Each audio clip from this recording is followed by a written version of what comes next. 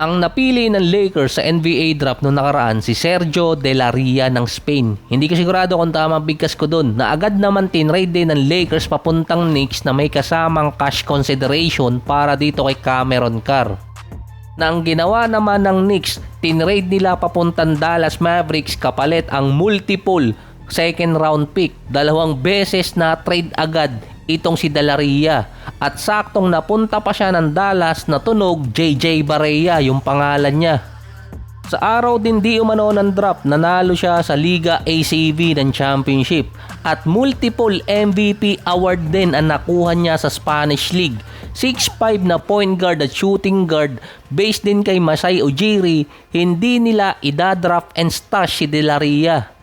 At gagamitin nila sa 2027 season. Meron pa ata siyang contract sa Spain dahil yung draft and stash patatapusin muna yung kontrata ng isang player kung meron pa siya sa kanyang current team bago maglaro sa NBA. Pero sinigurado ni Masai Ujiri makakapaglaro agad siya.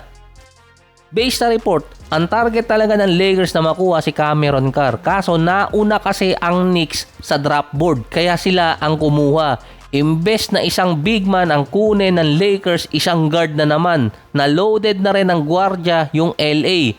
Depende kung babalik pa si Marcus Smart.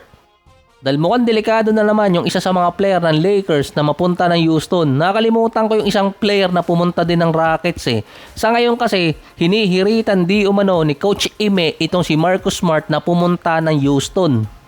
Sa Lakers naman, imbes na kunin nila isang big man katulad ni Chris Senac at ni Koa Pitt na mga big man na available pa noon sa draft, kinuha nila si Cameron Carr na isang second generation player din dahil tatay niya naglaro din sa NBA, si Chris Carr, para sa Phoenix Suns. Hindi lang naman kasi more on scoring ang pwedeng gawin kay Cameron Carr. 6'5 na merong 7 feet wingspan na merong pang 43 vertical jump.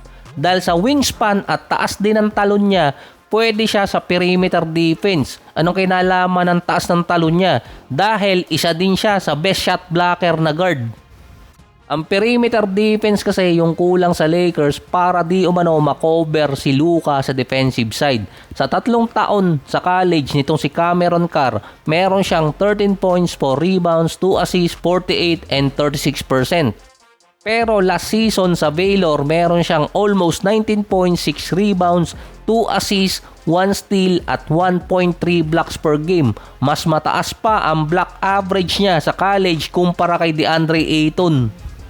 Kahit mataas ang scoring niya sa Baylor last season, consider siyang defensive player dahil mataas ang rate niya sa steals at lalo na sa blocks. Mataas din ang rate niyang makakakuha ng rebound na ang sinabi ni Cameron Carr, athletic kasi siya kaya nakakatalon siya ng mataas para maagaw yung rebound sa mga kakampi niya or kalaban.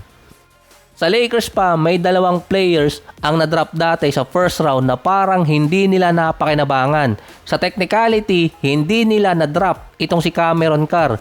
Galing siya ng Knicks, baka lumusot sa sumpa.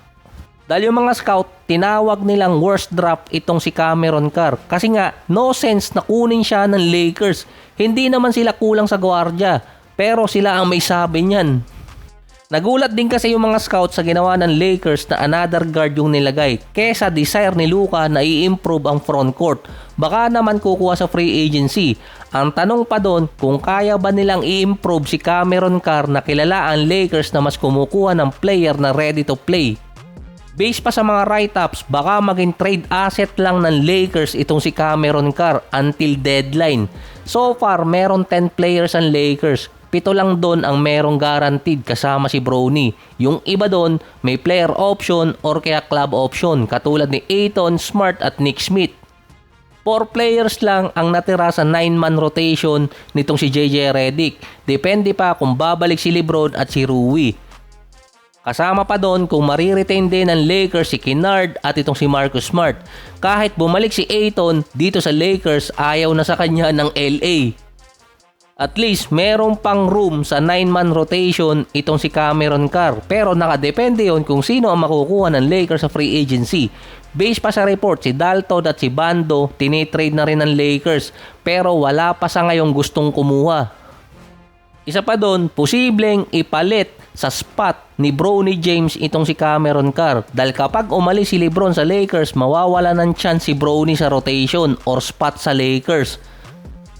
Si Cameron mas bigger na guard kumpara kay Bronny na merong scoring at defense na mas makakatapat siya sa small forward at shooting guard ng ibang team. Nung ipinakilala din itong si Cameron Carr bilang player ng Lakers or sa introduction ng LA, marunong din dahil ang tanging sinabi niya or pinokus niya yung defense talaga niya. Na mapipil niya yung kulang sa Lakers, hindi siya masyadong nag-focus sa offensive style dahil merong Luka at Austin Reeves. Sinabi rin niya sa college, primary ball handler siya pero hindi talaga yon ang role niya kundi off the ball player. Marunong din sumagot Ang chance pa ni Cameron Carr ay kung makuha ang atensyon ni JJ Redick, lalo na maglalaro pa siya sa Summer League. Ang kailangan pa di umanong i-improve ni Cameron Carr papasok ng NBA, kailangan niyang magpataas ng timbang. 180 pounds kasi siya sa combine, pero ang nakalista sa website 185. Madali lang siyang maitutulak ng mas malalaking defender or mas mabibigat. At si Luka na ang bahala dyan, batikan si Luka sa pagpapataas ng timbang. Ilang beer lang ang katumbas niyan.